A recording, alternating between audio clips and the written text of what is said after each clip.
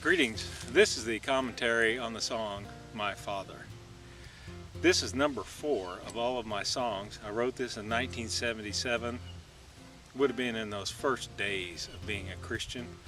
And here it is 42 years later, almost.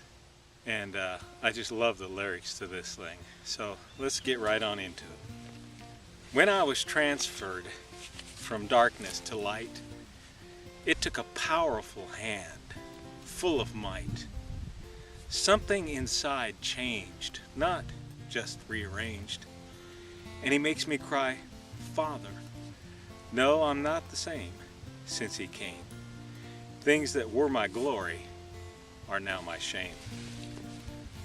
For this reason also, since the day we heard of it, we have not ceased to pray for you and ask that you may be filled with the knowledge of his will in all spiritual wisdom and understanding, so that you may walk in a manner worthy of the Lord. Why should we grow? So that we can walk in a manner worthy of the Lord, to please him in all respects, bearing fruit in every good work. Boy, this is packed.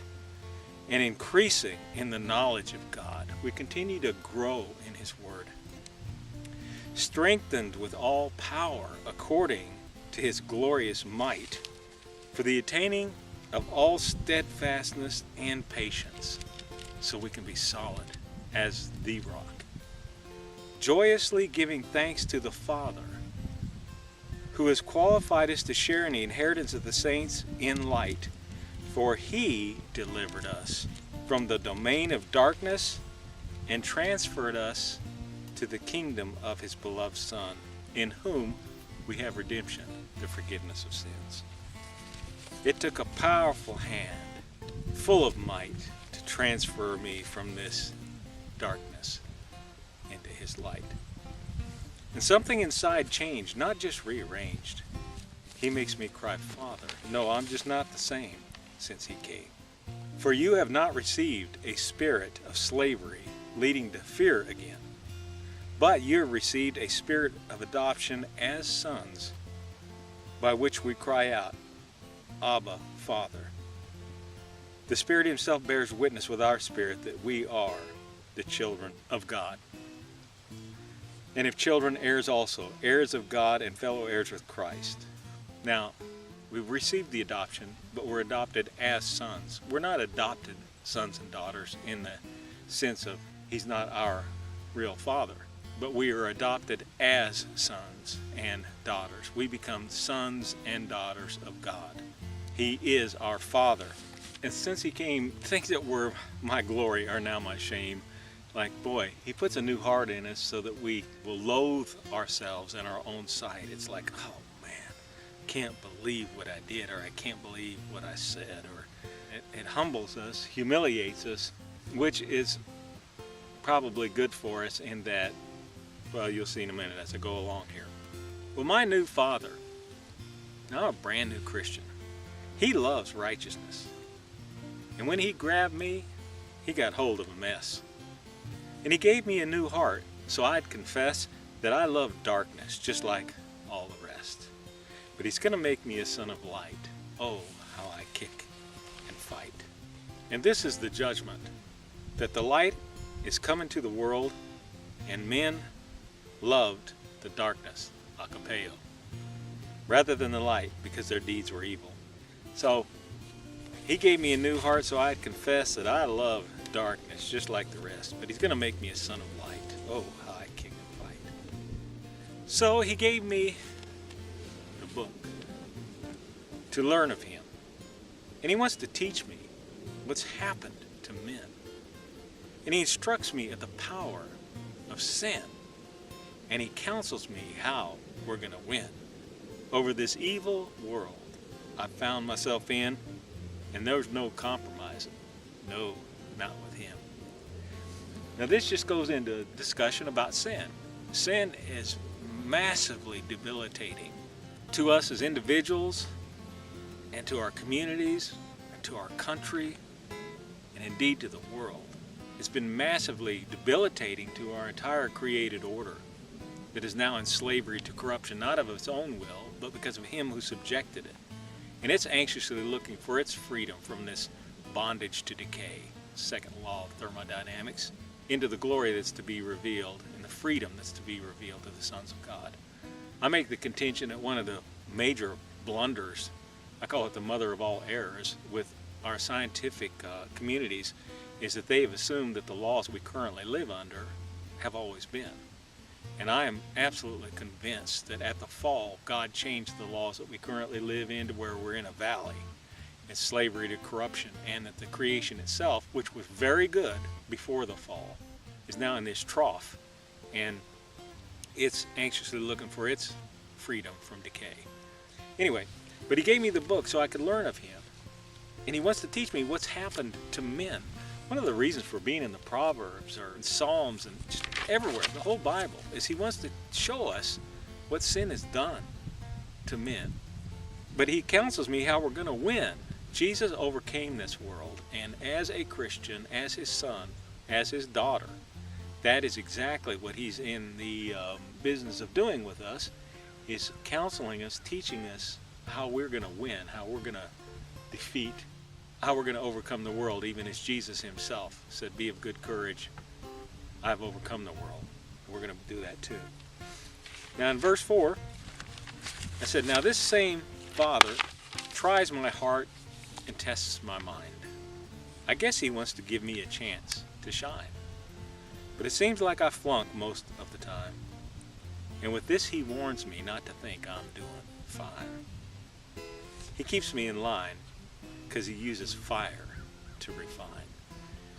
He says that the judgment begins with the household of God, that he is going to discipline us, as we're going to see in a minute, but he works with us where we do not escape as unbelievers might escape.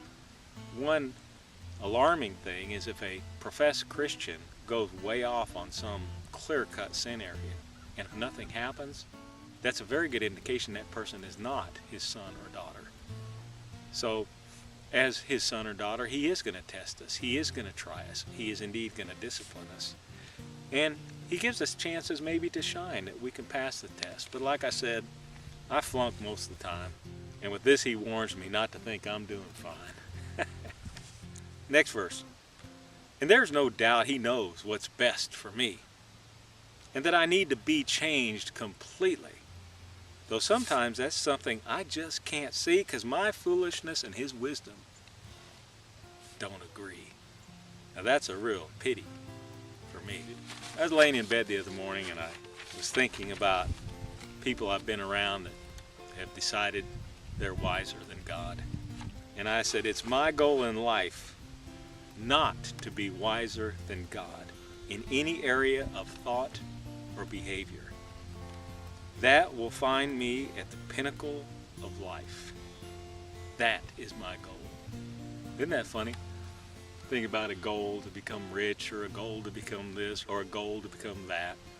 My goal is to have every thought and every behavior in total obedience and subjection to Christ. And that is the high place of life. It's not that you're getting put down.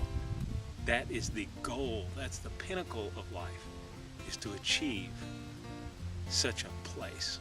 Now, maybe once in a while we get it, but the goal is to be there more and more, to where we are indeed found to be walking with God, walking in the manner worthy of the calling with which we've been called. So when my foolishness and his wisdom don't agree, he disciplines me so I can see more clearly what he's done for me. Because he loves me and wants me to be with him in glory. Boy, that makes me real happy. The discipline doesn't make me happy, that's sorrow-filled, but afterwards it yields the peaceful fruit of righteousness. Now, I don't think I'm going to say all that in the song, but here's the way he explains all this to us. "And you have forgotten the exhortation which is addressed to you as sons. My son, do not regard lightly the discipline of the Lord, nor faint when you are reproved by him. For those whom the Lord loves, he disciplines, and he scourges every son whom he receives." He rebukes us, words, disciplines us, a little firmer measure of some sort, and eventually he's going to scourge everyone he welcomes as a son. For it is for discipline that you endure. God deals with you as with sons. For what son is there whom his father does not discipline? But if you are without discipline, of which all have become partakers, then you are illegitimate children and not sons. See, that's referenced earlier. If a supposed Christian is doing things that's out of bounds and nothing happens. Furthermore, we had earthly fathers to discipline us, and we respected them. Shall we not much rather be subject to the Father's spirits and live? For they disciplined us for a short time as seemed best to them, or one says according to their pleasure. But he disciplines us for our good, that we may share in his holiness. So our earthly fathers, they have their own reasons for why they discipline us, and sometimes the motives can be good, sometimes bad. Maybe they feel like we're making them look bad, so they discipline us for that reason or some other reason. But God disciplines us for our good. He knows what we need. That's why I say in here, he disciplines me so I can see more clearly what he's done for me, because he loves me and wants me to be with him in glory. It's for my benefit, for my good, that I'm disciplined by him. He says that at the moment it does not seem to be joyful but sorrowful. But for those who have been trained by it, that's the word gymnastics, trained by this discipline, it afterwards yields the peaceful fruit of righteousness. Therefore strengthen the hands that are weak and the knees that are feeble, and make straight paths for your feet, so the limb which is lame may not be put out of joint, but rather be healed. So this is all acts of my Father. And I knew this from the very beginning. I mean, this is in the first days of being a Christian.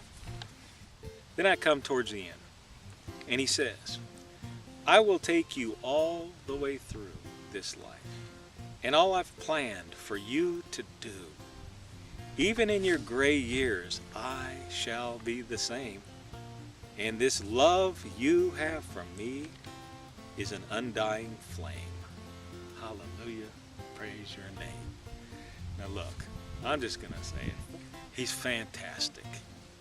This is just a glimpse of my Father God. He's so tremendous. He's worthy of all my laud. If I'll just listen to what he's got to say, he'll get me ready for all that's in the way on my journey to eternal day. Close to him, I've got to stay. Hallelujah, hallelujah. I mean, these lyrics are fantastic in this. He brings us out with a shout of joy. This is astounding. This was 42 years ago. And these words that I put in this, and these truths that are in here from the Bible, are just as fresh now, maybe more fresh. I don't know about more fresh, but alive now, today. I said in my last video that this thing about even in your gray years, I shall be the same. I'm going to tell a story again in case you missed the last video, but I looked in the mirror the other day, it was flashing my face, and I looked up and I said, gosh, Rob, you're starting to look like an old guy. There's not really much you can do about that. And then I said, there isn't anything you can do about that. So I then just said, well, in my entire lifeline, this is the only time I'm going to be an old guy. So I might as well embrace it. All I can say is God help me do that, because this is a once in a eternity event that I'm going to become, or that I am becoming, or I am an old guy. We're going to be in immortal bodies, and I'm sure all of us will be in the prime of life. God help me, God help you, God help us. And like I always say, I want to thank you for listening. When you listen, you're going to learn. You're going to listen to somebody. You're going to listen to something. Listen to something that's valuable. Turn off this trash on the TV and radios and whatever else it is. Don't give these people power to pollute your soul and mind. But listen and learn valuable information, true information, worthwhile information. And this information is positive and strengthening, because it is life, and you will indeed